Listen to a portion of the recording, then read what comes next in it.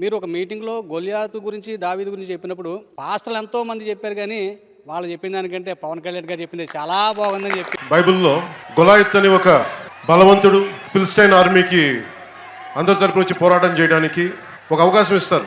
మీరు కనుక మమ్మల్ని జయిస్తే మేము మిమ్మల్ని చంపమని. అంటే అంత అహంకారంతో కొట్టుకుంటుంటారు ఆ ఆర్మీ. వాళ్ళని ఎదుర్కొంది డేవిడ్ అని ఒక 14 ఏళ్ళ కుర్రోడు.